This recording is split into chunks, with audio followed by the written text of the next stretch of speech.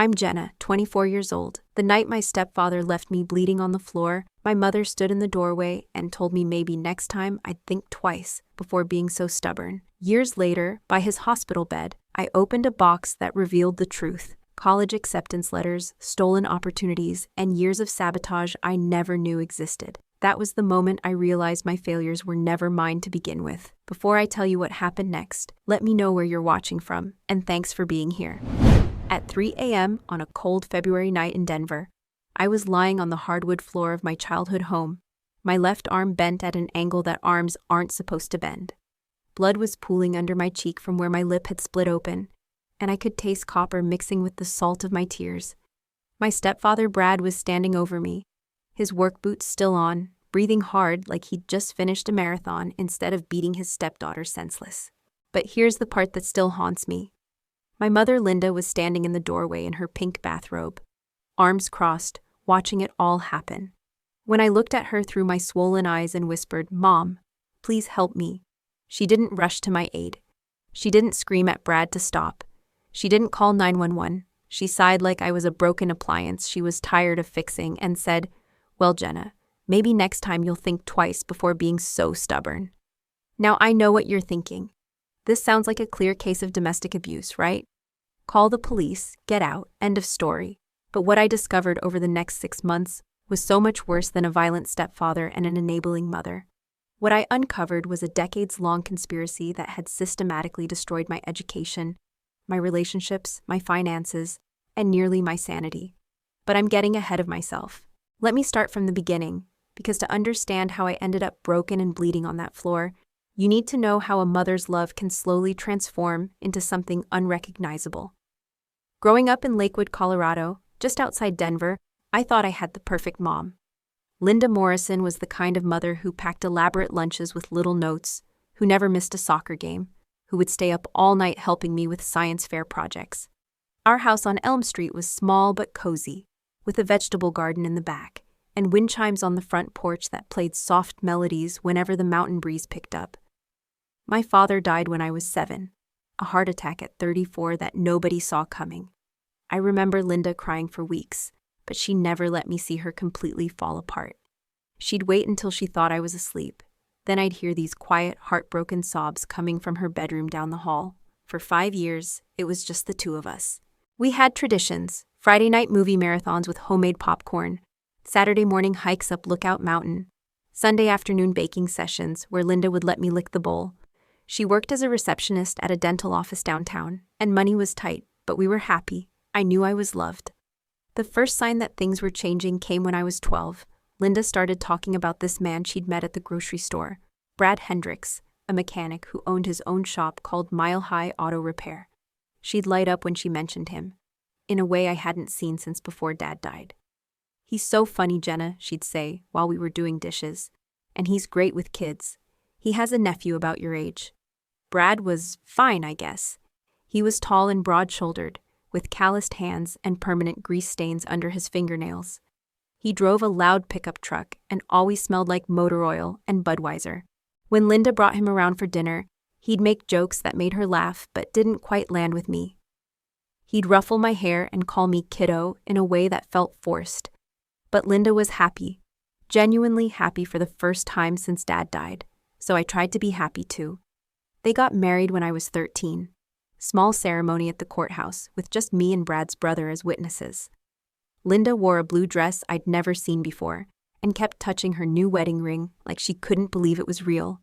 The changes started small. Linda began making Brad's coffee a specific way. Dark roast, no cream, exactly 2 sugars. She'd iron his work shirts every Sunday night and have dinner ready by 6 sharp, because that's when he got home from the shop. Our Friday movie nights became less frequent because Brad liked to watch sports, and our weekend hikes stopped altogether because Brad preferred to spend his days off working on his truck. "We're a family now," Linda explained when I complained about missing our traditions. That means compromises. I was 14 when I first saw Linda flinch. Brad had come home in a bad mood, something about a difficult customer, and Linda had accidentally served him meatloaf when he'd specifically said he wanted chicken. He didn't hit her, just slammed his fist on the table hard enough to make the glasses jump, and said, "Jesus Christ, Linda, do you ever listen?" The old Linda would have fired back with some smart comment about how he could cook his own damn dinner if he didn't like it.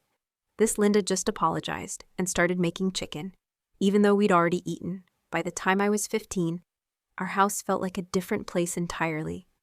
The wind chimes came down because Brad said they were annoying. Linda stopped gardening because Brad wanted to park his boat in the backyard. We ate dinner in silence more often than not because Brad was always tired or stressed or just not in the mood for conversation. I tried to talk to Linda about it once, asked her if she was happy. She smiled that new smile she'd developed, bright but hollow, and said, "Of course I'm happy, honey. Brad takes good care of us." But taking care of us apparently meant taking control of us. High school should have been my escape. I was smart, really smart, and my grades reflected it. I was pulling straight A's in advanced placement classes.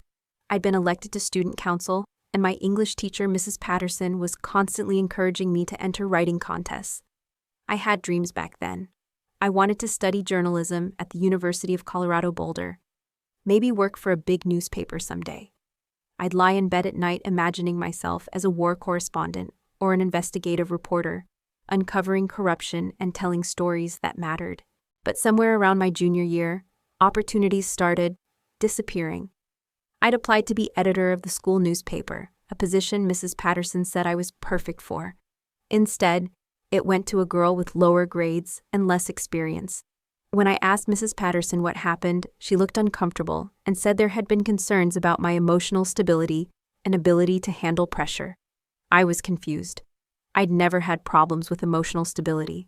I didn't even know what that meant. Then I wasn't chosen for National Honor Society, despite having the grades and community service hours. The advisor, Mr. Chen, pulled me aside and said they'd receive feedback that I might not be the right fit for a leadership role. College application season was a nightmare.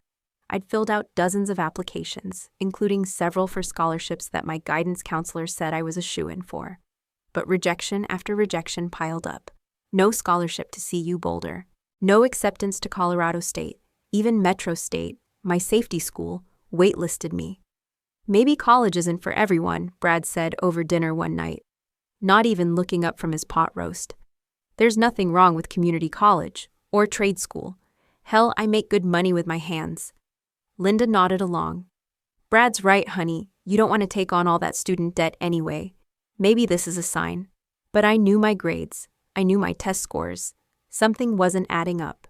The final straw came during graduation week. I'd been selected as one of 3 students to give speeches at commencement, an honor that was supposed to be announced at senior awards night. Instead, I was told 2 days before the ceremony that there had been a change and someone else would be speaking. That night, I confronted Linda and Brad directly. "Something is wrong," I said, standing in our living room while they watched TV. "Good students don't get rejected from every college they apply to. They don't get passed over for every leadership position. Someone is sabotaging me, and I want to know who." Brad muted the TV and turned to look at me with this expression I'd never seen before. Cold and calculating. "You know what your problem is, Jenna," he said. "You think the world owes you something. You think because you're smart, everything should just be handed to you. Well, life doesn't work that way." "That's not what I'm saying. You're paranoid," he continued. "Probably got that from your father's side.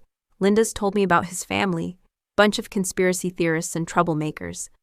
I looked at Linda, waiting for her to defend Dad's memory, to defend me. Instead, she was staring at her hands.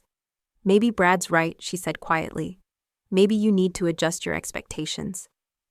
That night, I made a decision. If my own family wasn't going to support my dreams, I'd find another way. I got a job at a local coffee shop, started saving every penny, and enrolled in community college with the plan to transfer to a 4-year school after getting my general education credits. I moved out the day after I turned 18, into a tiny studio apartment near campus. Linda cried when I left, but she didn't try to stop me. Brad just shrugged and said, "Don't come crawling back when reality hits." For 4 years, I worked my ass off. I took morning classes and worked evenings, sometimes pulling double shifts on weekends to make rent. I transferred to Metro State with a 4.0 GPA and a major in psychology. I'd switched from journalism after realizing I was more interested in understanding why people do what they do than just reporting on it. Linda and I stayed in touch, but barely. She'd text on my birthday and holidays, sometimes send pictures of their new dog or Brad's latest truck. I'd visit maybe 3 times a year. Awkward dinners where we'd make small talk about school and work while Brad mostly ignored me. I thought I'd successfully escaped. I thought I was building a life on my own terms. I had no idea that my entire existence had been carefully orchestrated from the shadows. The call came on a Tuesday night in February, during my senior year at Metro State. I was studying for midterms, spread out on my futon with textbooks and highlighters everywhere, when my phone buzzed with Linda's name. She never called. We texted occasionally, but actual phone calls were reserved for emergencies. "Jenna?" Her voice was shaky, tears barely held back. "I need you to come home. There's been an accident." My stomach dropped. "What kind of accident? Are you okay?" "It's Brad. He fell off a ladder at the shop. He's in the ICU at Presbyterian, and the doctors don't know. They don't know if he's going to make it." I should have felt something more than mild concern for a man who'd been part of my life for nearly a decade. But the truth was, Brad and I had never been close. Still, Linda sounded devastated, and despite everything, she was still my mother. "I'll be there in an hour," I said. The drive from my apartment to Presbyterian St. Joseph Hospital gave me time to think about the last conversation I'd had with Linda, 3 months earlier at Christmas dinner. She'd seemed different, quieter than usual, more anxious. When I'd asked if everything was okay, she'd just said work was stressful and changed the subject. I found her in the ICU waiting room, looking smaller than I remembered. She'd lost weight, and there were dark circles under her eyes that makeup couldn't quite hide. When she saw me, she burst into tears and threw her arms around me like I was the last life raft on a sinking ship. "Thank you for coming," she sobbed into my shoulder. I didn't know who else to call. We sat together in those uncomfortable plastic chairs for 3 hours, making awkward conversation about my classes and her job while we waited for updates from the doctors. Brad was stable but critical, traumatic brain injury from the fall, too early to know if there would be permanent damage. "Jenna," Linda said as we were getting ready to leave that first night, could you stay at the house for a few days? I don't want to be alone right now." I almost said no. I had midterms coming up, a paper due, a life that didn't revolve around my mother's emergencies. But she looked so fragile, so lost. "Okay," I said, "just for a few days." Walking back into my childhood home after 4 years felt like stepping into a museum of my own past. Everything was exactly the same. Same beige carpet, same floral wallpaper in the kitchen, same family photos on the mantle that stopped including me after high school graduation. But there were new things too. A gun safe in the corner of the living room that definitely hadn't been there before. A home security system with cameras pointing at every entrance. And papers, lots of papers, scattered across the dining room table in messy piles. "Sorry about the mess," Linda said, quickly gathering up the documents. "Brad handles all our finances, and I'm trying to figure out where everything stands while he's..." She trailed off, shoving papers into a manila folder. "Do you need help with anything?" I asked. "I'm pretty good with paperwork." "Oh no, honey, it's fine. You have your own things to worry about." That first night, I slept in my old room, which had been converted into Brad's home office. My childhood furniture was gone, replaced with a massive desk, filing cabinets, and a computer setup that looked more sophisticated than anything a mechanic would need for personal use. I couldn't sleep. The bed was unfamiliar, and I kept hearing Linda moving around downstairs, opening and closing drawers, making phone calls and hushed whispers. At one point, around 2 a.m., I heard her crying again, but when I went to check on her, she was sitting at the kitchen table with more papers spread out, pen in hand. "I can't figure out these insurance forms," she said, without looking up. Brad always handled this stuff. I offered to help again, and again she declined. The next morning, Linda was gone when I woke up. She'd left a note saying she'd gone to the hospital and would be back around noon. I made coffee and toast, trying to shake the weird feeling that had settled over me since arriving. That's when I noticed the laptop. Brad's computer was still open on his desk, screensaver cycling through photos of fishing trips and car shows. I wasn't trying to snoop. I was just looking for a place to plug in my phone charger. But when I accidentally bumped the mouse, the screen woke up to his email inbox. And there, right at the top, was an email addressed to someone at my old high school. The subject line made my blood freeze. Jenna Morrison, behavioral concerns. I knew I shouldn't look.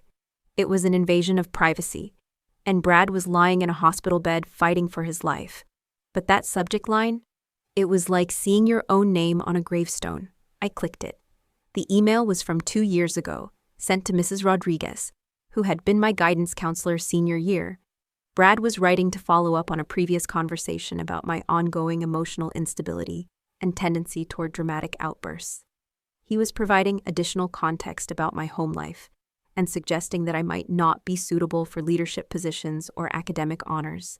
He signed it, Brad Hendricks, stepfather, very concerned for Jenna's well-being. I scrolled down to see the original email chain. There were dozens of messages going back to my sophomore year. Brad had been systematically contacting my teachers, my guidance counselor, even the parents of my friends, painting a picture of me as an unstable, unreliable teenager who couldn't handle pressure or responsibility. He'd told Mr. Chen that I had episodes at home where I'd become irrationally angry and blame others for my problems. He'd convinced Mrs. Patterson that I was showing signs of the same mental health issues that run in my father's family. He'd even contacted the National Honor Society advisor to express concerns about my unpredictable behavior and potential to disrupt group dynamics. Every opportunity I'd lost, every rejection I'd received, every door that had been slammed in my face, it all led back to this campaign of systematic character assassination that my stepfather had been waging against me for years. But that wasn't even the worst part. The worst part was the responses. Teacher after teacher, counselor after counselor, thanking Brad for his insight and his concern for Jenna's well-being. They praised him for being such a caring stepfather who was looking out for everyone's best interests. Not one person had ever asked me about these supposed behavioral problems. Not one person had questioned whether a stepfather might have ulterior motives for sabotaging his stepdaughter's future. I was still staring at the screen in shock when I heard Linda's car in the driveway. I closed the laptop and tried to act normal when Linda walked in, but my hands were shaking and I could barely form coherent sentences. "How's Brad?" I managed to ask. "Same," she said, setting her purse down. Still unconscious, but stable. I watched her move around the kitchen, making herself tea, checking messages on her phone. This woman who had raised me, who had sung me lullabies and bandaged my scraped knees and taught me how to braid my hair. This woman who had stood by while her husband systematically destroyed my future. "Linda," I said, and something in my voice made her look up sharply. "I need to ask you something, and I need you to tell me the truth." Her face went pale. "What do you mean? Did you know what Brad was doing? The emails to my school, the lies about my mental health, all of it?" For a long moment, she just stared at me. Then her shoulders sagged like she was deflating. "How did you find out?" Not denial, not confusion, just resignation. "His laptop was open," I said. "There are dozens of emails, Linda, years of them. He's been systematically sabotaging my education, my reputation, my entire future, and you knew about it." She sat down heavily at the kitchen table, suddenly looking every one of her 52 years. "It wasn't supposed to hurt you," she said quietly. "It was supposed to protect you." "Protect me from what?" "From leaving," she said, and her voice broke. "From going away to some big university and never coming back. From thinking you were too good for us." I stared at her in disbelief. "So you decided to make sure I'd never have the chance." "You don't understand," she said, tears starting to flow. "After your father died, you were all I had, and you were so smart, so ambitious. I knew that the minute you graduated, you'd be gone. I'd lose you just like I lost him." "But you did lose me anyway," I said. "I moved out because I felt like a failure. I spent 4 years thinking there was something wrong with me, that I wasn't good enough, that I was too unstable for anyone to believe in me." Brad said what? That destroying your daughter's self-esteem was an act of love?" Linda was crying harder now, but I couldn't bring myself to feel sorry for her. "He said if we could just keep you close, keep you grounded, you'd realize that family was more important than some fancy career. He said college would fill your head with ideas, make you think you were better than us." "And you believed him?" "He loves us," she whispered. "He loves me." After your father died, I never thought anyone would love me again. Brad saved me. Brad controlled you, I said. And he used your fear of being alone to make you complicit in abusing your own daughter. That word, abuse, hung in the air between us like a physical thing. Linda flinched like I'd slapped her. It wasn't abuse, she said quickly.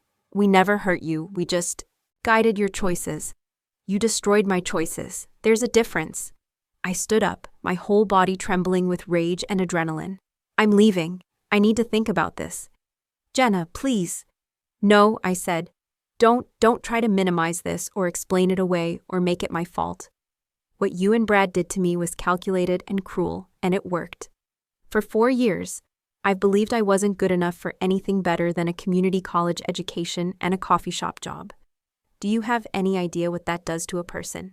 Linda reached for me, but I stepped back. I need some air, I said. When I come back, I want you to show me everything. Every email, every phone call, every conversation you and Brad had about ruining my life. Because if there's more that I don't know about yet, I'm going to find out anyway. I grabbed my jacket and headed for the door, but Linda's voice stopped me. Jenna? She sounded smaller than I'd ever heard her. What are you going to do? I turned to look at her, this woman who had given birth to me, raised me, and then systematically undermined everything she'd taught me to value about myself. I don't know yet, I said, but I'm done pretending this is normal. I'm done pretending you were protecting me, and I'm sure as hell done pretending that love is supposed to feel like this. I drove around Denver for 2 hours, my mind racing faster than my beat-up Honda Civic. Everything I thought I knew about my life, my failures, my limitations, it was all built on lies.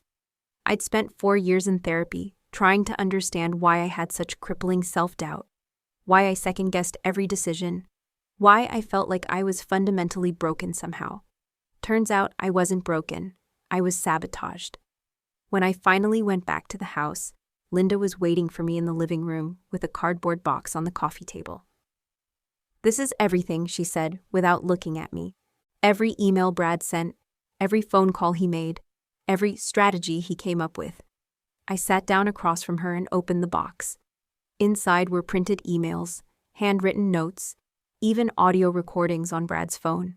It was like looking at the evidence box from a criminal investigation, which I was starting to realize it basically was. The first file was labeled Jenna High School Strategy. Inside were detailed plans for undermining my academic and social success. Brad had researched every teacher, every counselor, every administrator at my school. He'd figured out who was most likely to believe concerns about a student's mental health, who would be most responsive to a worried stepfather's input. He'd even practiced conversations with Linda, rehearsing the right words to express concern, while planting seeds of doubt about my stability and character. But high school was just the beginning. The next file was labeled College Prevention. Brad had systematically intercepted my college acceptance letters and scholarship notifications, not just the rejections I'd received, the acceptances that I'd never seen. University of Colorado Boulder had accepted me with a partial scholarship. Colorado State had offered me a spot in their honors program. Even my dream school, Northwestern University, had waitlisted me with a note that my essay had been particularly compelling.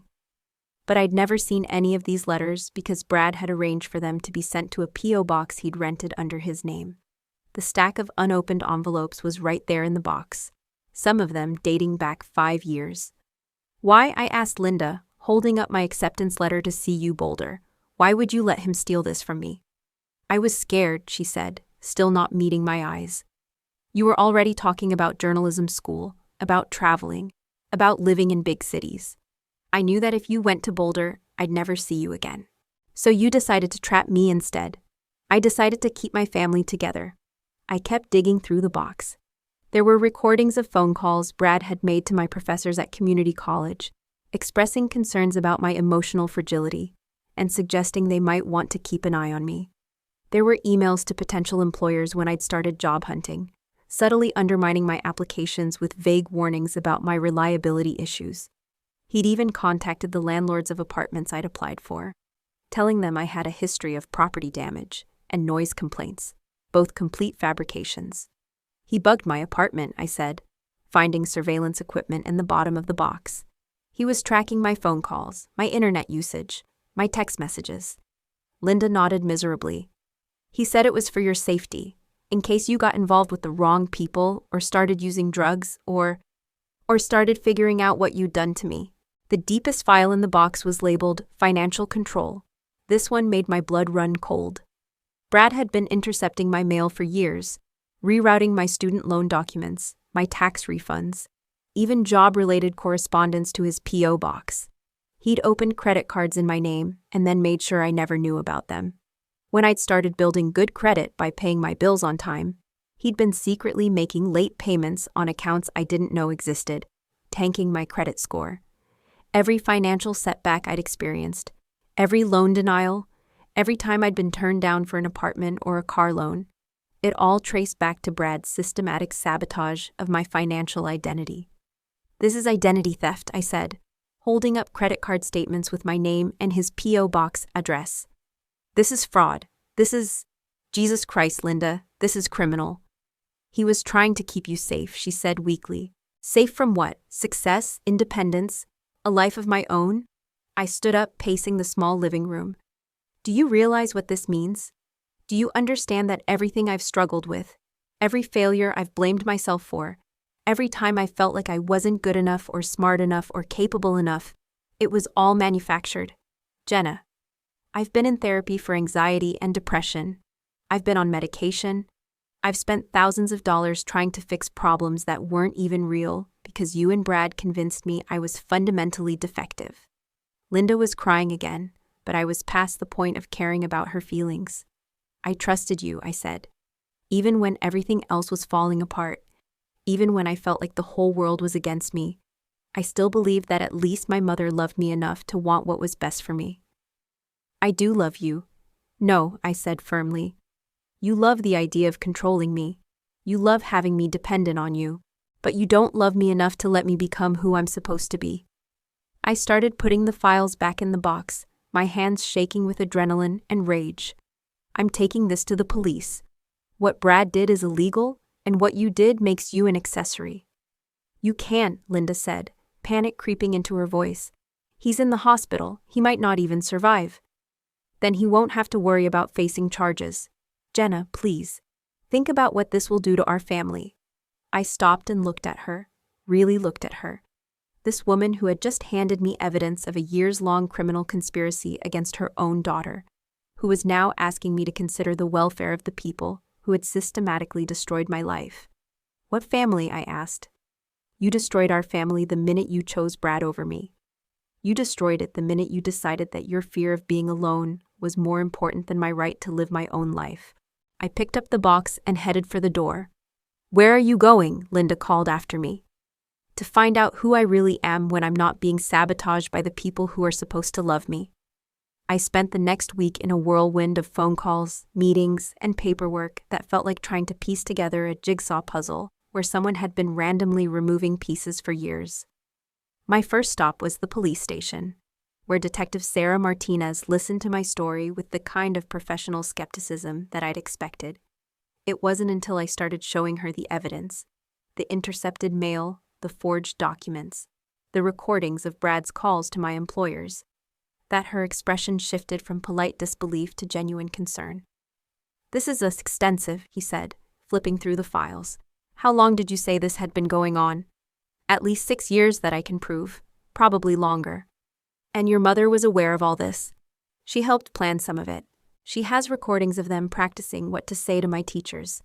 Detective Martinez made notes, took copies of everything, and explained that while Brad's condition complicated things, there were definitely multiple felonies here: identity theft, mail fraud, harassment, possibly more depending on what a thorough investigation turned up. What about my mother? I asked. Conspiracy, at minimum. Accessory to fraud. Depending on how directly she participated, she could be looking at significant charges too. My next stop was a lawyer's office. Tyler Webb was a classmate from community college who'd transferred to law school at the University of Denver. We'd kept in touch sporadically, and when I called him in desperation, he agreed to meet with me even though criminal law wasn't his specialty. Holy shit, Jenna, he said after reviewing the evidence. This is insane. Your stepfather basically conducted a 5-year psychological warfare campaign against you. Can I sue them? I mean, beyond whatever criminal charges they might face? Absolutely. Intentional infliction of emotional distress, interference with business relationships, fraud. There are multiple civil claims here, and the damages. He shook his head. Lost educational opportunities, career setbacks, medical expenses for therapy and medication, pain and suffering. We're talking about hundreds of thousands of dollars in damages, easily. Tyler referred me to a criminal defense attorney named Rachel Foster, who specialized in white-collar crime and domestic abuse cases. Rachel was a no-nonsense woman in her 40s, who listened to my story without any visible emotion, then looked me directly in the eye and said, "They fucked with the wrong person." "What do you mean?" "I mean you're educated, articulate, and you have documented evidence of everything they did. Most victims of this kind of systematic abuse don't have the resources or the knowledge to fight back effectively. You do." Over the next few days, Rachel helped me build a comprehensive case.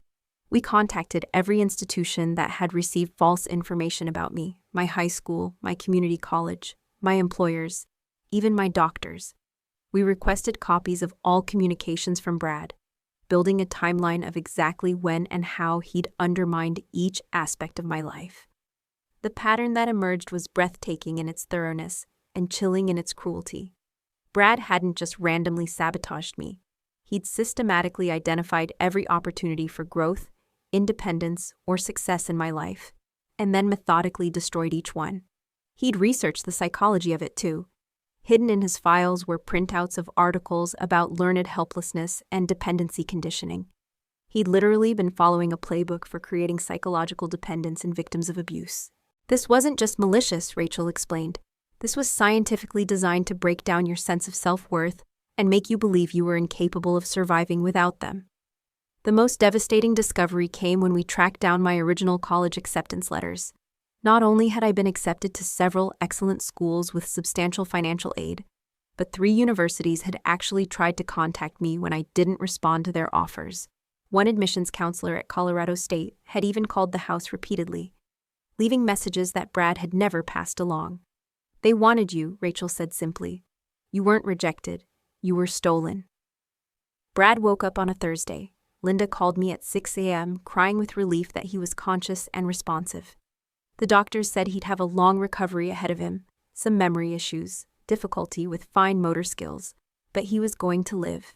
"Isn't that wonderful?" Linda said through her tears. "I was so scared we were going to lose him. I felt nothing, no relief, no joy, no concern for Brad's well-being. If anything, I felt disappointed that I wouldn't get to avoid this confrontation entirely. "I'm coming to the hospital," I said. "Oh, Jenna, that's so sweet of you. I know Brad will be so happy to see you." I doubt that, I thought. Presbyterian St. Joseph Hospital smelled like disinfectant and fear, the way hospitals always do. I found Brad's room on the 4th floor, Linda sitting beside his bed holding his hand. He looked smaller than I remembered, older and more fragile with tubes and wires connecting him to various machines. He was awake but groggy, and it took him a moment to focus on me when I walked in. "Jenna?" His voice was hoarse from the breathing tube they'd removed that morning. "What are you doing here?" "We need to talk," I said, pulling up a chair on the opposite side of the bed from Linda. "Honey," Linda said nervously, "maybe this isn't the best time. Brad's still recovering." "No, this is exactly the right time." I opened the manila folder I'd brought with me and pulled out a stack of papers. "Because I found your little project, Brad. All of it." His eyes sharpened, suddenly much more alert. "I don't know what you're talking about." "Really? You don't remember systematically sabotaging my education for 4 years? You don't remember intercepting my college acceptance letters? You don't remember opening credit cards in my name and tanking my credit score?" Linda was looking back and forth between us like she was watching a tennis match, clearly hoping I wouldn't follow through on my threat to expose everything. "You're being dramatic," Brad said, but there was uncertainty in his voice. "I've only ever tried to help you." "Help me?" I laughed, but there was no humor in it. "You want to know how you helped me, Brad? I've been in therapy for 4 years, trying to figure out why I have such severe anxiety and depression. I've been on medication. I've spent thousands of dollars trying to fix mental health problems that were caused by your systematic psychological abuse. That's enough, Linda said sharply. Brad just woke up from a coma. This is not appropriate. What's not appropriate is a grown man dedicating years of his life to destroying his stepdaughter's future because he's threatened by her potential. I spread the papers out on Brad's hospital bed tray, making sure he could see every single document. What's not appropriate, I continued, is opening credit cards in someone else's name. What's not appropriate is intercepting mail from universities and employers. What's not appropriate is calling my professors and bosses to spread lies about my mental health. Brad's face had gone pale, but his jaw was set in that stubborn line I remembered from every argument we'd ever had. You always thought you were better than us, he said, his voice getting stronger. Always acting like you were too good for this family, like we weren't smart enough or successful enough for precious little Jenna. I was 17 years old when this started, I said. I was a kid who got good grades and had dreams. That's not thinking I'm better than anyone, that's normal. Normal kids don't talk about leaving home the minute they turn 18. Normal kids don't make their parents feel like they're not good enough. And normal parents don't systematically destroy their children's futures to keep them trapped at home. Linda had been quiet during this exchange, but now she spoke up, her voice small and pleading. Jenna, please. Can't we just put this behind us? Brad's learned his lesson. We all have. We can be a real family now. I stared at her in disbelief. Put this behind us. Linda, do you understand what you're asking me to do? You're asking me to pretend that the last 6 years of my life didn't happen. You're asking me to forget that every failure, every rejection, every moment of self-doubt was artificially created by the two people who were supposed to love and support me. We do love you, she insisted. No, you don't. You love the idea of owning me. There's a difference. Brad struggled to sit up straighter in his hospital bed, wincing with the effort. You want to know the truth, Jenna? Fine. Yeah, I contacted your schools. Yeah, I made sure you didn't get those scholarships. Because I knew what would happen if you went off to some fancy university. You'd meet some professor or some rich kid who'd fill your head with ideas about how superior you are, and you'd never look back at the family that raised you. The family that raised me wouldn't have been threatened by my success. Your mother spent 5 years of her life working double shifts to keep food on the table after your father died, Brad said, his voice rising. She sacrificed everything for you. And the minute you graduated high school, you were ready to abandon her. I wasn't going to let that happen. So you decided to make sure I'd never have the choice. I decided to protect what was mine. There it was. The truth, finally laid bare. Not love, not concern, not protection, ownership. I was property to be controlled, not a person with the right to make my own decisions. Well, congratulations, I said, standing up and gathering the papers. Your plan worked perfectly. For 6 years, I believed I was too damaged and unstable to deserve anything better than a minimum wage job and a studio apartment. For 6 years, I hated myself for being weak and unsuccessful, while you and Linda got to play the roles of the loving family members who were always there for me, despite my failures. Jenna, Linda started, but I cut her off. But here's the thing you didn't count on. Eventually, the truth comes out. And when it does, the people who spent years lying and manipulating and controlling don't get to suddenly claim they were acting out of love. I headed for the door, then turned back to face them both.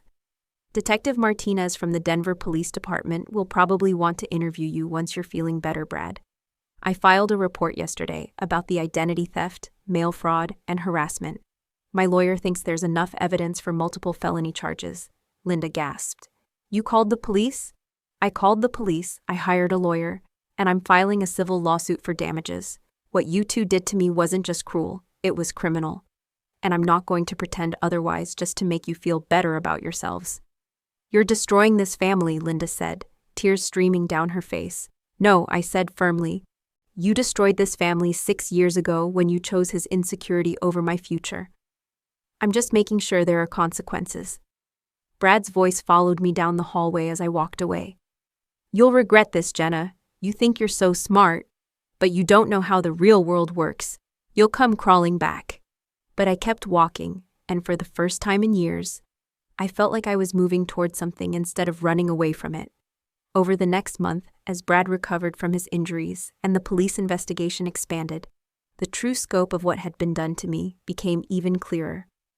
Detective Martinez's team discovered that Brad had been monitoring my digital communications for years, using spyware he'd installed on my laptop and phone.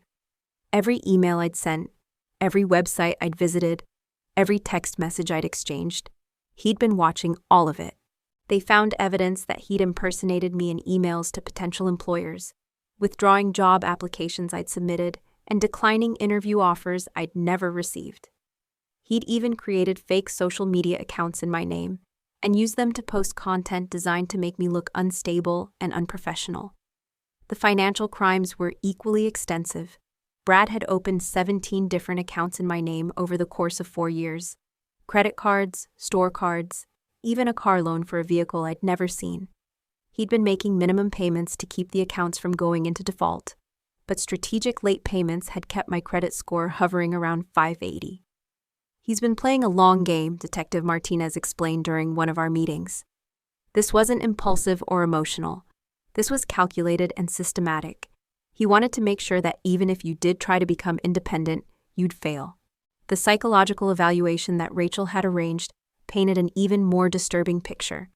Dr. Emily Sanders, a forensic psychologist who specialized in domestic abuse cases, reviewed all the evidence and concluded that Brad had been implementing what amounted to a textbook campaign of coercive control.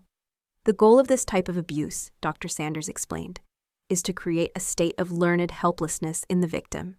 By systematically undermining your ability to succeed independently, while simultaneously presenting himself and your mother as your only source of support, your stepfather was essentially conditioning you to believe that you couldn't survive without them. But I did survive without them, I pointed out. I moved out, I got through college, I had a job. Yes, but barely. And I'm willing to bet that throughout that entire period, you struggled with feelings of inadequacy, anxiety, and depression that you couldn't fully explain. She was right. I'd spent 4 years feeling like I was constantly on the verge of failure, like I was one mistake away from losing everything I'd worked for. I'd attributed it to normal stress, but now I understood it had been the psychological impact of years of systematic sabotage. The remarkable thing, Dr. Sanders continued, is that you survived this at all. Most victims of this level of coercive control become completely dependent on their abusers. The fact that you maintained enough sense of self to recognize that something was wrong and fight back speaks to extraordinary resilience. The validation was overwhelming. For the first time in years, I had concrete proof that my struggles hadn't been due to personal weakness or character flaws. I'd been fighting an invisible enemy, and I'd been winning without even knowing there was a war.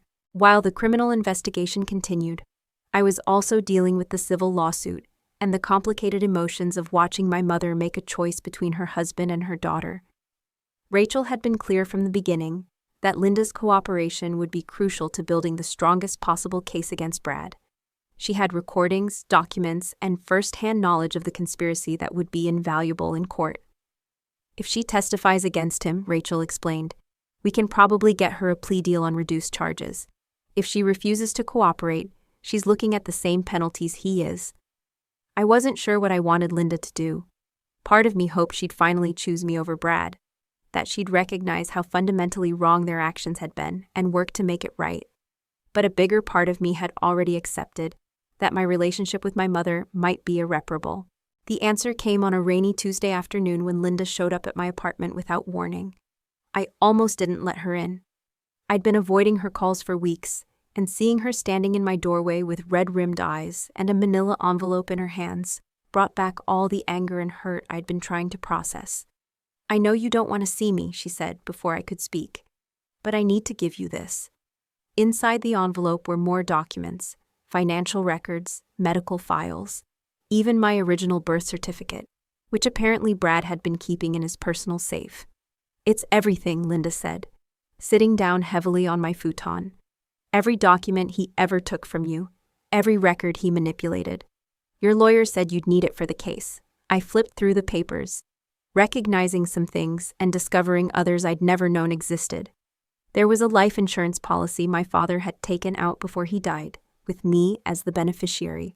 There were medical records from childhood visits that Brad had apparently intercepted when they were sent to our house. There was even a savings account my father had opened for my college education, with a balance that had been growing for 15 years. "Why are you giving me this?" I asked.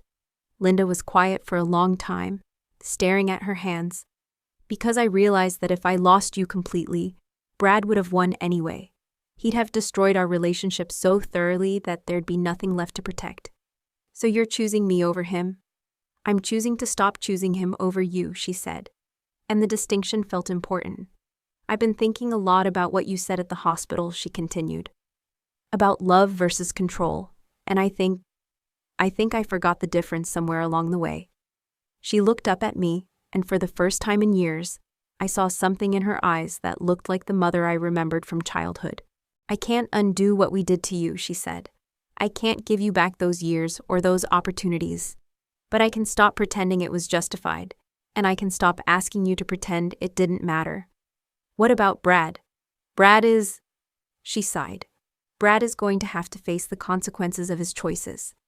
And so am I. My lawyer says that if I cooperate with the prosecution, I'll probably get probation and community service instead of jail time. But if I don't, you could go to prison." "I could go to prison," she confirmed. "And honestly, maybe I should. Maybe that's what it takes for me to understand how serious this was." We sat in silence for a while, both of us processing the weight of what was happening to our family. "I'm not ready to forgive you," I said finally. "I don't know if I'll ever be ready." "I know," Linda said. "I'm not asking for forgiveness. I'm just asking for the chance to do the right thing, even though it's 6 years too late." 2 days later, Linda fired her defense attorney and signed a cooperation agreement with the prosecutor's office. Brad's trial began in September, 8 months after that night I'd ended up bleeding on the kitchen floor. The local media had picked up the story.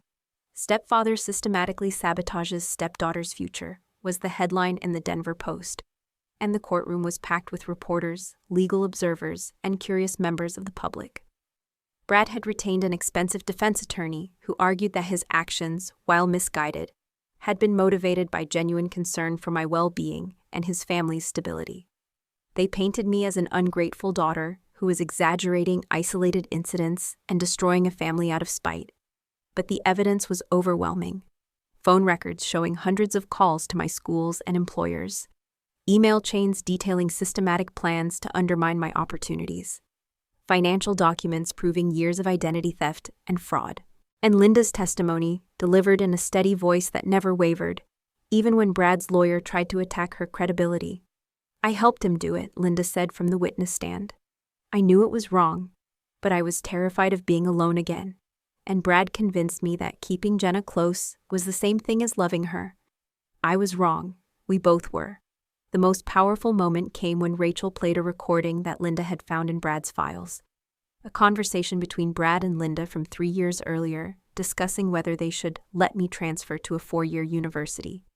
"She's getting too confident," Brad's voice said through the courtroom speakers. "If she finishes that degree, she'll think she doesn't need us anymore." "But maybe that would be okay," Linda's voice replied. "Maybe we should want her to be independent." "Independent people leave, Linda. Is that what you want? To lose her the same way you lost David?" "No, but then we stick to the plan. Keep her struggling just enough that she always needs us, but not struggling so much that she gives up completely. It's a delicate balance, but it's working." The jury looked horrified. Even Brad's lawyer seemed shaken by the cold calculation in his client's voice. My testimony lasted 2 days. I walked the jury through 6 years of systematic sabotage, explaining how each intercepted letter, each false report to my employers, each manipulated financial record had contributed to a pattern of artificial failure that had nearly broken my spirit entirely. "The hardest part," I said during cross-examination, "wasn't the specific incidents. It was believing that I was fundamentally flawed, that there was something wrong with me that made me unsuitable for success or happiness. When you're being systematically undermined by people who claim to love you, you don't think to look for external causes. You assume the problem is internal. But you did eventually figure it out," the defense attorney said, trying to minimize the damage. "I figured it out by accident, when Brad was unconscious in a hospital bed and couldn't hide the evidence anymore. If he hadn't had that accident, I might never have known the truth." The defense's case was weak, and everyone knew it. They called character witnesses who testified to Brad's reputation as a hard-working mechanic and devoted husband, but none of them could explain away the overwhelming evidence of what he'd done to me. Linda was called as a witness for the prosecution, and her testimony was devastating. She laid out the entire conspiracy in meticulous detail, explaining how they divided responsibilities, Brad handling the technical aspects like email and financial manipulation, Linda providing inside information about my plans and helping to craft believable cover stories. We told ourselves we were protecting her, Linda said, but we were really protecting ourselves, protecting our own fear of being abandoned. The verdict came back after less than 4 hours of deliberation. Guilty on all counts: identity theft, mail fraud, harassment, wire fraud, and conspiracy. The judge sentenced Brad to 4 years in federal prison and ordered him to pay $127,000 in restitution, an amount that represented the lost educational opportunities, career setbacks, and medical expenses his actions had caused. Linda pleaded guilty to conspiracy charges and received 2 years of probation, 500 hours of community service, and a requirement to attend counseling for enabling behaviors. But the real victory wasn't the criminal convictions. It was standing in that courtroom and hearing a judge officially acknowledge that what had been done to me was serious, criminal, and wrong. It was watching 12 strangers listen to my story and unanimously agree that Brad's actions were inexcusable. For 6 years, I'd been told I was dramatic, oversensitive, ungrateful. For 6 years, I'd been gaslit into believing that my struggles were my own fault. The jury's verdict felt like the entire legal system standing up and saying, "No, you were wronged. Your pain was real. Your anger is justified." The civil lawsuit settled out of court for $340,000, money that came from Brad's business assets, their house, and Linda's retirement account. It wasn't about getting rich. It was about accountability and having the resources to rebuild the life that had been stolen from me. The first thing I did with the settlement money was go back to school. University of Colorado Boulder not only honored the scholarship offer I'd never received, but they allowed me to transfer all my community college credits and enter as a junior in their psychology program. Walking onto that campus for the first time, at 24 years old, felt like stepping into an alternate timeline, the life I was supposed to have been living all along. My advisor, Dr. Janet Morrison, no relation despite the shared last name, helped me design a course of study that would prepare me for graduate work in trauma psychology. "You have a unique perspective," she told me during our first meeting. "Most people who study psychological abuse do it from an academic standpoint. You've lived it, survived it, and fought back against it.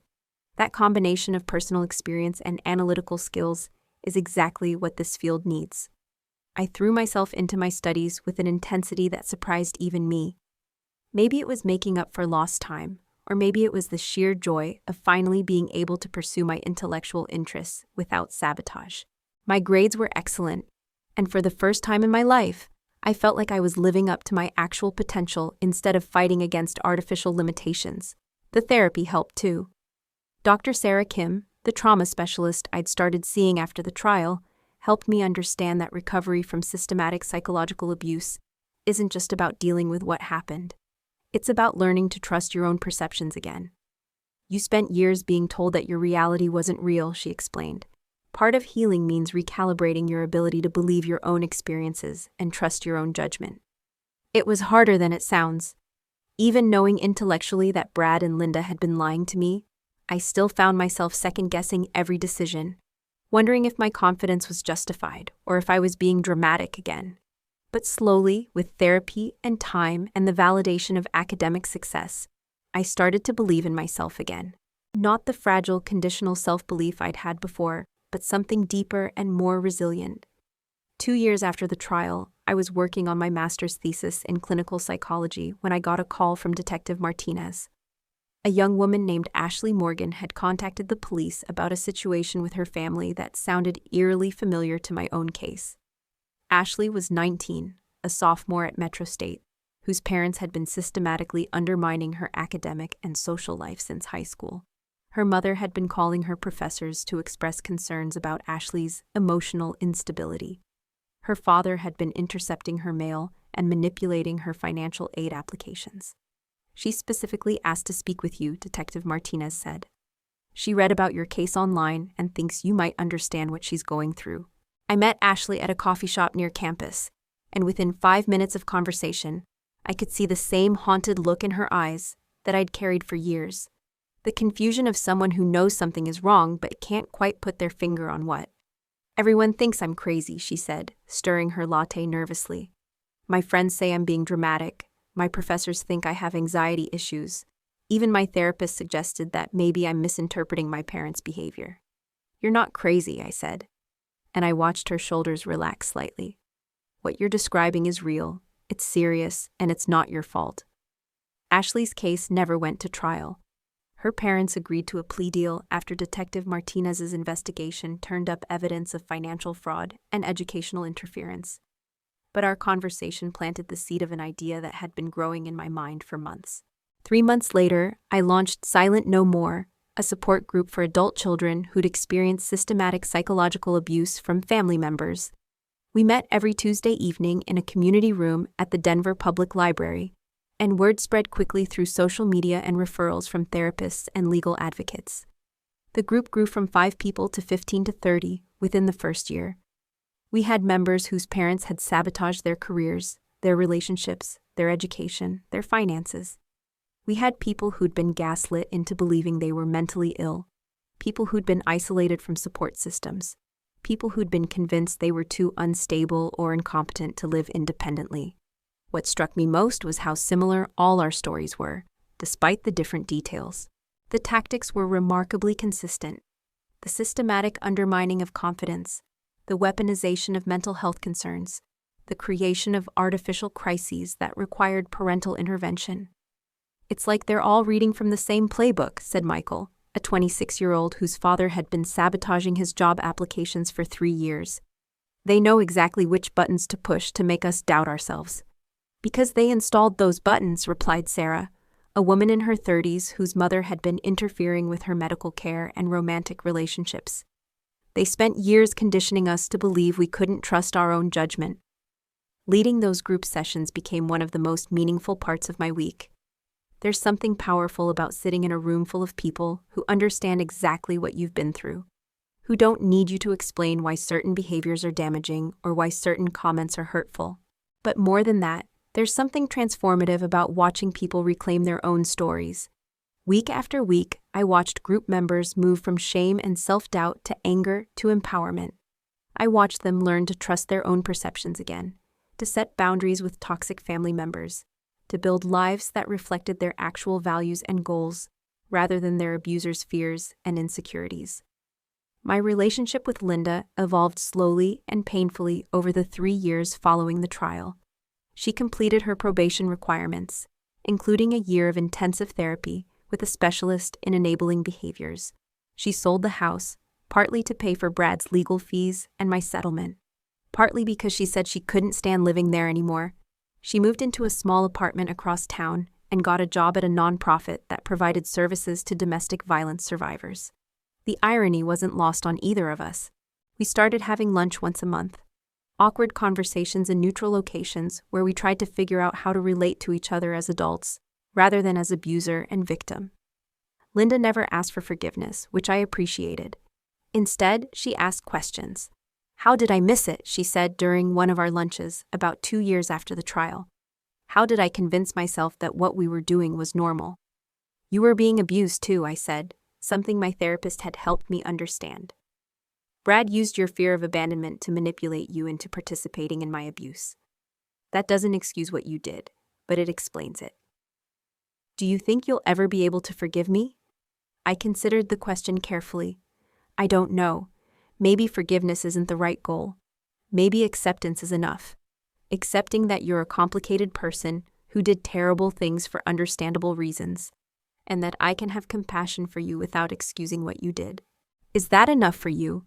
It has to be, because the alternative is carrying this anger forever, and I refuse to let Brad and his manipulation define the rest of my life.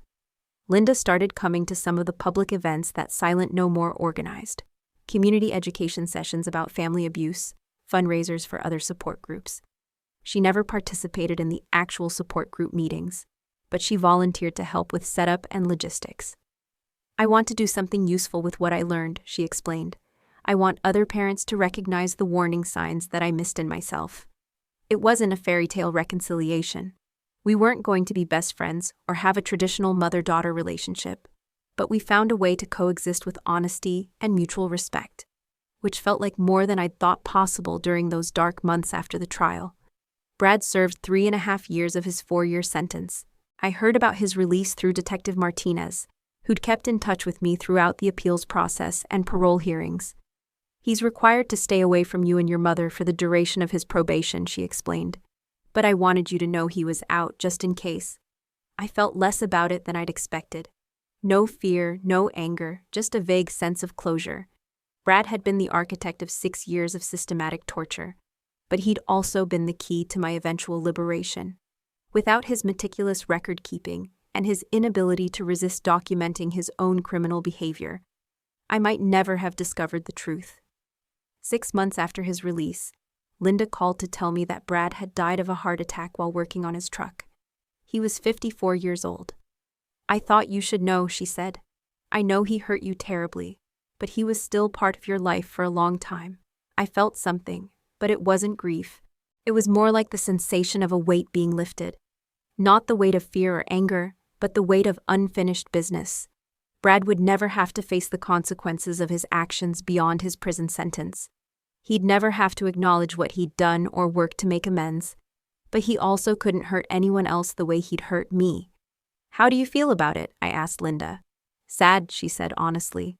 "Not for him exactly, but I don't know, for the waste of it all.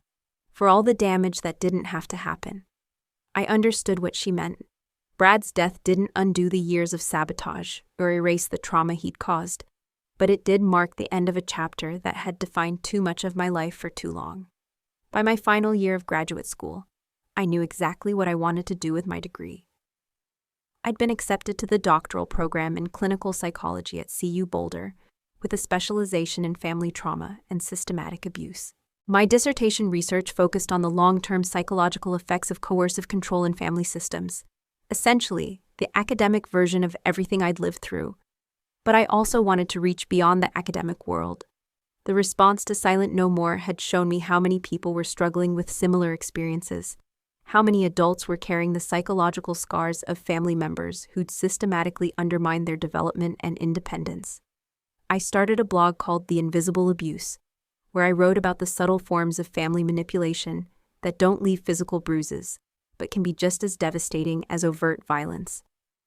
The blog grew into a podcast, which grew into speaking engagements at conferences and universities. The message was always the same. You have the right to trust your own perceptions, to pursue your own goals, to make your own mistakes, and to live your own life. Family relationships that require you to diminish yourself, abandon your dreams, or sacrifice your well-being are not healthy relationships, regardless of the justifications offered. "Love doesn't require you to stay small" became my signature phrase. Love doesn't demand that you fail in order to make others feel secure. Love doesn't ask you to choose between your family and your future. The responses I got were overwhelming. Hundreds of emails and messages from people who'd never had words for what they'd experienced, who'd been told they were ungrateful or dramatic or selfish for wanting independence from controlling family members. "I thought I was the only one" was the most common comment. I thought there was something wrong with me. But there wasn't something wrong with them. There was something wrong with family systems that treated adult children as property to be controlled, rather than individuals to be supported. Last month, I defended my doctoral dissertation, Systematic Psychological Abuse in Family Systems, Identification, Impact, and Recovery Strategies.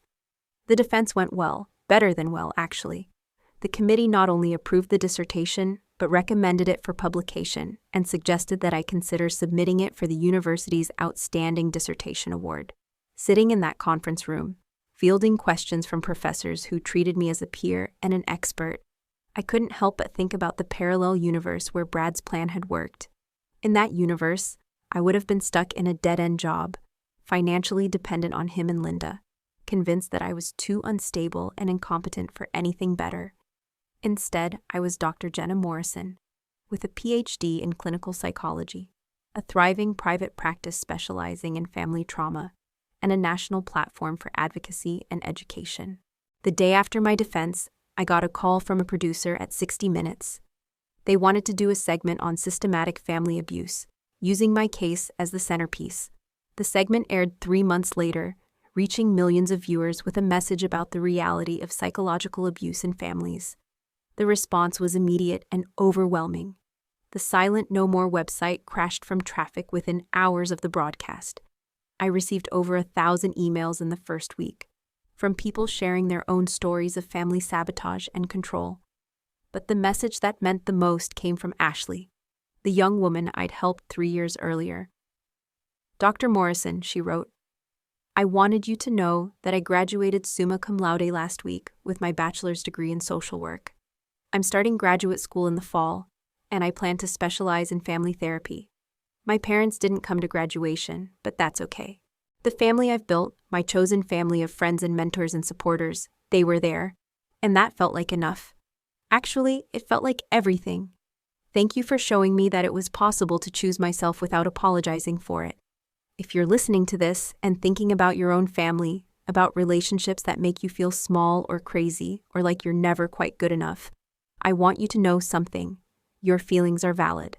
Your perceptions are real. Your desire for independence and self-determination is not selfish or ungrateful. It's human. Family members who truly love you will support your growth, celebrate your successes, and respect your autonomy. They won't need to undermine your confidence to feel secure in your relationship. They won't require you to fail in order to prove your loyalty. If you're being systematically sabotaged by people who claim to love you, it's not your fault. It's not because you're dramatic or ungrateful or difficult. It's because someone has decided that their fear of losing you is more important than your right to live your own life. And if you're ready to fight back, to reclaim your story, and rebuild your life on your own terms, know that it's possible. It won't be easy. Healing from systematic psychological abuse takes time and support and probably therapy. But it's possible. You don't have to stay small to keep others comfortable. You don't have to sacrifice your dreams to manage others' insecurities. You don't have to choose between your family and your future. You can choose yourself. And that choice, that radical act of self-preservation and self-respect, might be the most loving thing you can do, not just for yourself, but for everyone around you. Because the truth is, families that require dysfunction to survive aren't really families at all. They're prisons with prettier names, and you hold the key to your own cell. If this story resonated with you, if you recognize yourself or someone you love in what I've shared, please know that you're not alone. There are resources, there are people who understand, and there is hope. And remember, your voice matters, your story matters, and your life belongs to you. Thanks for listening.